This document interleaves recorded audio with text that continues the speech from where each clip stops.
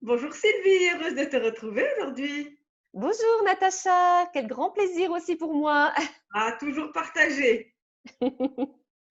Sylvie, dans notre quotidien, on va très facilement, dès qu'une situation ne nous convient pas, tout de suite dire que ah ben ça, c'est le karma. Est-ce que ça te parle? Alors, oui, alors c'est intéressant parce qu'il n'y a pas seulement quand ça ne fonctionne pas comme on voudrait, mais c'est aussi quand les personnes ont vraiment la poisse euh, ou quand elles vont faire une rencontre très importante, tout de suite elles vont demander si c'est une âme sœur, si c'est karmique, et elles auront envie de savoir si ça va marcher ou pas, et savoir si éventuellement il y a quelque chose à régler au niveau du karma. Alors c'est vrai qu'il y a beaucoup de choses à dire par rapport à ça. Donc, ben, effectivement, je crois que tu as une liste de questions comme ça. Je ne sais pas si on arrivera à condenser tout ça parce que je crois qu'il y a il y a une mauvaise interprétation du karma, de ce que c'est, Exactement. à quoi il sert. Alors, eh bien, je propose qu'on aille un petit peu regarder ça de plus près. Alors, ben, suivez-nous.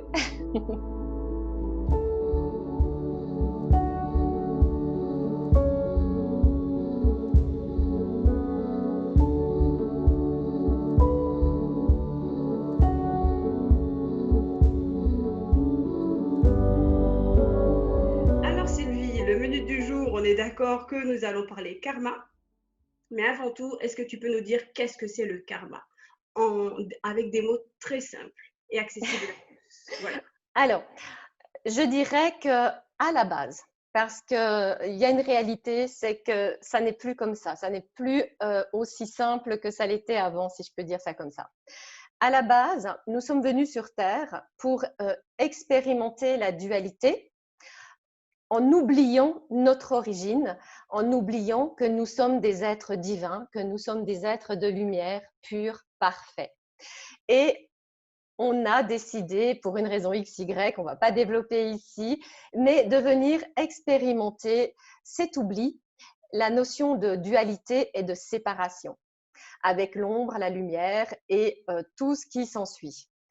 Et à l'origine, c'était censé nous faire un chemin de découverte de combien nous sommes des êtres justement purs, lumineux, parfaits, aimés et divins. Simplement, ce qui s'est passé à un moment, quel bug il y a eu, ça se passe de toute façon au niveau de l'ego, au niveau de certains êtres qui, à un moment donné, tout au long de l'histoire de la planète, hein, ça s'est répété 3, 4 fois, il y a eu des êtres dotés de grands pouvoirs, de grandes capacités, qui ont surdéveloppé un ego en s'identifiant à la matière et en perdant réellement cette connexion au divin, à la source, à la perfection, à la beauté, à l'amour, à l'unité. Et ça a dégénéré. Et ce qui fait que ce cycle de karma où on revient tout le temps s'incarner pour expérimenter toutes les facettes de l'univers, toutes les facettes du divin, sans aucun jugement, eh bien, c'est devenu une espèce de roue sans fin qui nous emprisonne et où on n'arrête pas d'expérimenter, en fin de compte, des souffrances, des injustices, des maltraitances, et pour mourir avec ces mémoires-là et de revenir avec ces mémoires de souffrance et d'essayer tout le temps, encore et encore, de retrouver le chemin vers l'unité, vers l'amour, vers la source. Alors déjà, est-ce que là, c'est clair? Parce que n'hésite pas, Ah, euh, c'est vraiment très vaste. en effet, c'est un sujet très vaste et très riche. Alors là, sur quoi je tilte la question là, qui me brûle les lèvres, c'est quand il dit de revenir. Alors, est-ce que ça veut dire que ce karma-là vient d'ailleurs ou est-ce que ce karma, on peut se le créer ou le vivre dans cette vie-ci directement, en fait, l'origine de la Alors, création de ce karma? Alors, l'origine même au point de départ, c'est donc vraiment, on pourrait dire, un plan divin qui était que chaque être humain découvre toutes les facettes individualisées, on pourrait dire, à travers la spécificité de chacun, parce qu'on est tous une étincelle divine avec nos propres spécificités et on est tous uniques. Donc, c'était vraiment de retrouver la multitude de toutes les facettes comme un diamant brut. Et puis, au fil des incarnations, on façonne une magnifique facette qui devient lumière. Mais le problème, c'est que donc, notre âme choisissait une expérience incarnationnelle avec des défis précis, avec des expériences particulières. Et il n'y avait pas de jugement, il n'y avait pas de désir de profit ou de nuire à qui que ce soit. C'était vraiment expérimenté. Et puis, à force donc, quand on vit par exemple une expérience de souffrance, ou alors qu'on a fait, alors qu'on a été victime, ou alors au contraire qu'on a été bourreau, eh bien, on va revenir pour expérimenter l'autre facette. Donc, c'est juste la dualité. C'est une fois que tu expérimentes le sacrifice en étant par exemple une nonne bienveillante qui s'occupe des enfants, eh bien peut-être que dans une autre expérience, tu seras une femme ou un homme égoïste qui va profiter des autres. Du point de vue de l'âme, c'est juste une expérience. Je sais que ça va peut-être faire bondir certaines personnes, mais du point de vue de l'âme, ce n'est qu'une facette de ce diamant. Et pour recréer l'unité entre l'ombre et la lumière, on ne peut recréer l'unité que si on a expérimenté les deux. D'accord. Et à ce moment-là, le problème, c'est quand on vient pour réexpérimenter, mais qu'on n'a vraiment aucune compréhension. Il ne faut pas oublier qu'à chaque fois qu'on se réincarne, on oublie tout. On oublie tout de nos origines, on revit encore la blessure de séparation et on porte en soi la mémoire des blessures des autres vies. Et ça, à la base, c'est censé nous faire évoluer. Mais en réalité, à un moment donné, on s'est trouvé emprisonné là-dedans. Ce qui fait que je pourrais dire que maintenant, l'objectif de l'âme, c'est de nous aider à nous extirper de ce cycle infernal des karmas dans lequel on est complètement emprisonné à cause de l'ego. D'accord. Donc, si je comprends bien, le karma, de toute façon, vient toujours des vies antérieures. Alors oui, oui, exactement. Peut-être qu'à une époque, ce n'était pas le cas, hein, qu'il y a très longtemps, c'était juste un plan de l'âme qui disait, ben voilà, j'ai terminé ce cycle-là d'expérimentation, d'être un guerrier qui vole, qui viole, qui détruit. Et maintenant que j'ai expérimenté tout ça, je souhaite aller dans la part de lumière. Et après, l'objectif, comme je disais avant, c'est de retrouver l'unité en faisant coexister l'ombre et la lumière. Donc, il y a vraiment maintenant le fait qu'on est emprisonné dans cette roue. D'accord. Alors, justement, en étant emprisonné dans cette roue-là, c'est qu'il y a comme une sorte de dette karmique à, à équilibrer d'une certaine manière. Est-ce que tu peux nous en parler? Oui, alors tout à fait.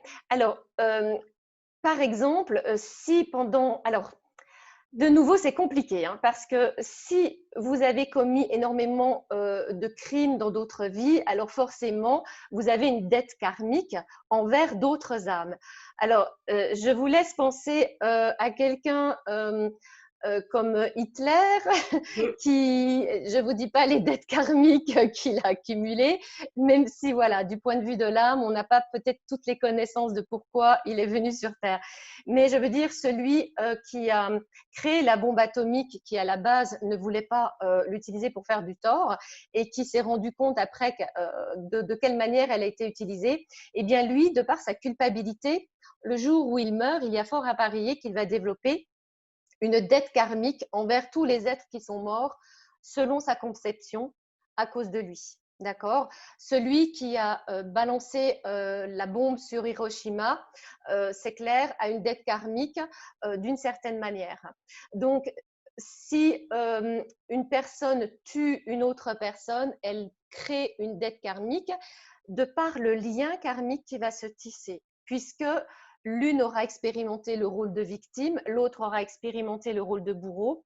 Elles vont être amenées à se retrouver d'une autre manière. Donc, ça peut être le mari, la femme qui deviennent le père et le fils, ou les deux sœurs, ou le patron et la collègue. Ça peut prendre une multitude de scénarios possibles. D'accord. Alors, j'entends souvent autour de moi que oui, tu vas payer ton karma. Mais est-ce qu'on peut vraiment parler de payer un karma ou de racheter son karma? Alors, ce sont deux termes que je n'aime pas, D'accord. ni payer ni racheter. D'accord. Pourquoi? Oui, Tu sais pourquoi? Parce que, de nouveau, oui. ça nous met dans cette croyance qu'on est coupable. D'accord. D'être toujours dans cette prison, en fait.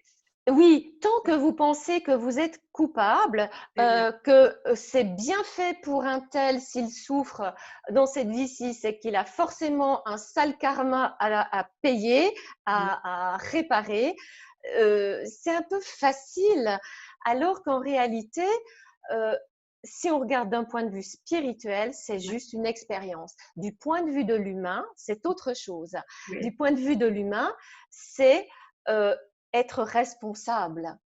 On est responsable et après, on fait le choix au niveau de l'âme de changer et d'expérimenter autre chose afin de créer l'équilibre, mais pas pour réparer ou racheter une dette, parce que ça, c'est de nouveau très moralisateur. On reste dans la dualité, en fait, c'est ça. Oui, et surtout dans ce côté jugeant, Oui, c'est très lourd. judéo-chrétien. Ouais, tu sais, c'est comme ce principe que on vient sur Terre, on est, du verbe naître, tous Oui, coupables. oui, Moi, ça me exact. dépasse ça. Oui, Du moment que tu nais sur Terre, ben, tu es coupable. oui, Et c'est ça, effectivement. cette croyance de dette karmique, de devoir réparer, de devoir payer son karma, eh bien, ça nous maintient dans cette culpabilité. Ben oui, tu sais pas ce que tu as fait dans une autre vie, mais si tu en baves dans cette vie-ci, c'est qu'il y a une bonne raison.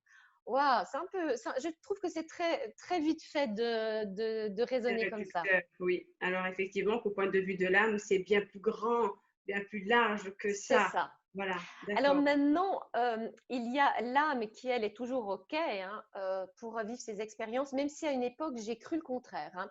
Maintenant, de tout ce que j'ai pu observer et prendre comme connaissance aussi, c'est que en réalité, c'est pas l'âme qui est bloquée, c'est plutôt notre conscience qui accumule toutes les expériences et les garde un peu comme dans une banque de données. Et cette banque de données, eh bien, elle est empreinte des émotions, de culpabilité, de terreur, de choc, de traumatismes choquants, suivant comment vous êtes mort, suivant les maltraitances que vous avez vécues ou que vous avez fait subir. Et c'est ça qui reste en fait dans votre dans cette conscience et que vous rapportez de vie en vie. Et l'âme, elle a à la fois à l'intérieur et à l'extérieur de vous, mais on va dire elle n'est pas impactée au niveau émotionnel. On ne peut pas dire ça comme ça. D'accord. Est-ce que du coup, comment est-ce que je pourrais dire ça? Comment peut-on savoir dans cette vie si une problématique est d'ordre karmique ou pas? Alors, c'est vrai que euh, ça demande de faire appel à une personne qui a des capacités d'accéder à ce genre d'informations. Alors, il y a des personnes qui ont par exemple accès à ce qu'on appelle le livre akashique, Oui, c'est-à-dire c'est là où sont toutes les mémoires de ce qu'on appelle l'akash, et ça, ce serait comme une espèce banque de données de toutes les âmes. Donc, c'est vraiment un livre ouvert de chaque âme et qui donne des informations de ce que vous avez vécu et éventuellement des liens avec d'autres personnes. Ou alors, eh bien, toutes les personnes qui sont channel comme moi ont cette aptitude. Mais voilà, personnellement, c'est pas quelque chose que je vais faire comme ça à chaque fois. d'accord. Pour quelle raison, par exemple? Y a-t-il un inconvénient ou est-ce qu'il y a des précautions à prendre? Alors, ouvrir les mémoires akashiques, c'est fait avec un protocole bien particulier. Donc, les personnes qui le font savent qu'elles ouvrent, elles ferment après. Oui, Maintenant, il y a quand même un risque. Il y a un risque de réouvrir une porte oui, parce qu'en réalité, ça se passe comme ça. On pourrait dire qu'il y a l'âme centrale et puis qu'il y a des fragments d'âme et que chaque fragment d'âme correspond à une incarnation passée, présente, future, terminée ou en cours. D'accord? Et ces fragments d'âme, j'ai perdu le fil, pardonnez-moi. Tu peux me répéter la question? Ah oui, c'est bon, pardon. Quand je me ressente, c'est bon, je reçois la question et la réponse.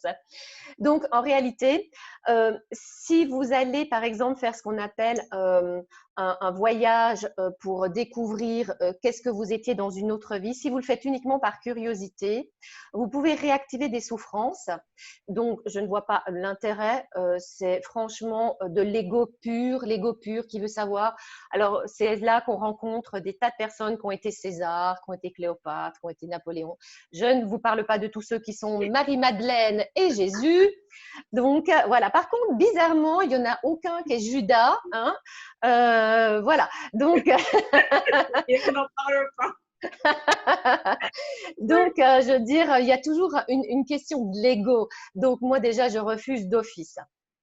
Après, quand une personne vient me voir et qu'elle me dit, mais voilà, mais je ne comprends pas ce qui se passe avec cette personne, je sens tellement un amour profond et ça se passe tellement mal, alors je regarde déjà si au niveau psychologique, hein, quelles sont les blessures de l'un et de l'autre et si éventuellement, ben, c'est ça qui font qu'elles se sont rencontrées pour évoluer. Et sinon, alors je vais regarder si c'est une mémoire karmique, mais c'est-à-dire juste d'avoir l'information si c'est une mémoire karmique. Et je ne vais pas forcément chercher l'information de quel type de problématique au niveau du karma. Par contre, il arrive qu'en channeling, à ce moment-là, je vais recevoir l'information parce qu'il est important que la personne le comprenne. Mais c'est pas moi en tant que Sylvie qui décide de ça. Oui. Ce n'est pas un objet de curiosité. Et puis, il y a le fait aussi que bon, vous avez des personnes qui font donc des régressions mémorielles qui vous font aller dans d'autres vies antérieures par rapport à une problématique bien spécifique. Et là, pour l'avoir vécu moi-même il y a wow, pas loin de plus de 20 ans, d'être allé voir quelqu'un par rapport à une problématique.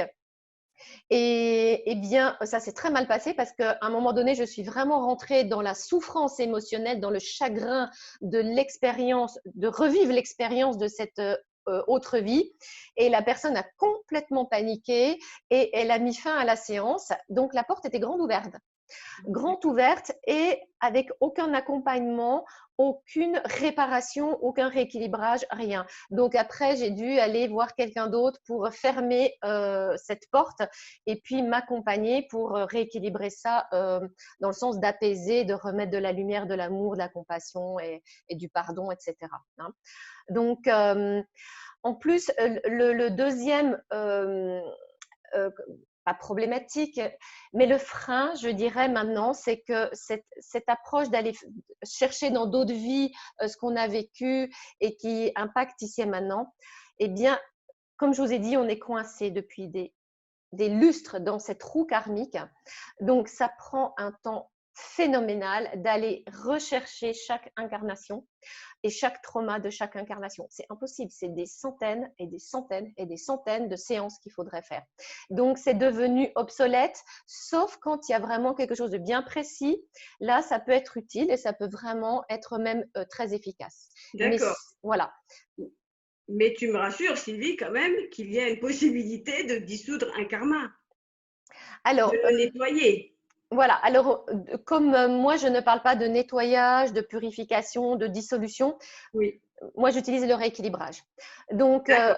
voilà. Alors Donc justement, est-ce que tu peux nous parler de toi? Qu'est-ce que tu fais pour justement aller harmoniser ça, si on peut dire ça comme ça? oui, oui, c'est un très bon terme, équilibré, harmonisé, c'est exactement ça. Alors, si tu veux, ma méthode, elle consiste plutôt que d'aller chercher le traumatisme Oui. d'une vie antérieure, c'est plutôt d'écouter les croyances et les peurs que la personne a dans cette vie-ci par rapport à son papa et à sa maman. Et moi, ça me donne les informations, ce qu'elle porte au niveau de l'ancrage et du spirituel, c'est-à-dire au niveau de ses souffrances en tant qu'être humain et au niveau de sa conscience supérieure. Euh, donc, à partir de là, je rééquilibre ça et parce que malgré tout, on peut vivre une multitude de fois des expériences de souffrance, mais ça va avoir toujours plus ou moins les mêmes conséquences. Le sentiment d'injustice, la tristesse d'avoir été incompris, la croyance que vivre sur Terre, c'est juste souffrir, la croyance que les êtres humains sont tous des monstres, la croyance que ça ne va jamais changer sur Terre, la peur du changement, etc. etc. Donc moi, je vais rééquilibrer ça pour qu'il n'y ait plus la dualité entre l'ombre et la lumière. Et comme ça, mon objectif, c'est de faire que vous n'ayez plus à être prisonnier de ces trous karmiques et que vous puissiez continuer à vivre sur ce plan terrestre, dans un environnement duel, tout en étant vous dans le maximum du potentiel accessible de l'unité dans la période que l'on vit actuellement. D'accord. Mais l'objectif, c'est vraiment de s'extraire à un moment donné de ce cycle de karma, qui n'est vraiment pas bénéfique ni constructif pour personne actuellement. Complètement. Et pour finir sur une note quand même positive, même si toutes ces précisions et ces éclairages sont très riches et aidants, est-ce qu'il y a quelque chose, Sylvie, après le karma? Alors oui, j'espère bien en tout cas. En tout cas, je ne peux pas vraiment le décrire, mais oui, définitivement. Une fois parce qu'en réalité, il n'est pas nécessaire que tout le monde se libère de son karma. Mais par contre, beaucoup d'âmes actuellement incarnées sur Terre, qui ont vécu beaucoup d'incarnations sur Terre, ou qui sont des âmes très expérimentées et qui ont été spectatrices de toute l'évolution humaine et qui sont là maintenant, ont fait le choix justement de se libérer, de revenir à l'unité. Et une fois qu'elles sont à l'unité, qu'il y aura un nombre suffisant de personnes qui ont atteint cet état d'unité, eh bien, la Terre va pouvoir ascensionner. C'est-à-dire qu'on va pouvoir vivre un nouvel âge d'or dans l'unité, c'est-à-dire il y aura encore la manifestation de toutes les facettes de l'univers, mais dans la lumière, dans l'amour, dans la coexistence harmonieuse. Et à une époque très très lointaine, on parle du jardin d'Éden où les lions côtoyaient les gazelles, eh bien c'est à ça qu'on pourra revenir. Mais vous pensez bien qu'il y a encore un petit peu de travail à faire. Eh bien, ma chère Sylvie, merci beaucoup pour toutes ces précisions et hâte de te retrouver et de vous retrouver également, vous qui nous regardez très prochainement pour une toute nouvelle CAPS.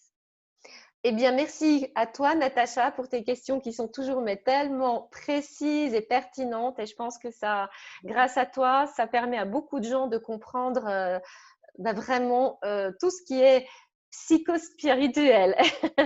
Alors moi, je vous dis encore merci à tous pour votre fidélité et je vous dis à très bientôt.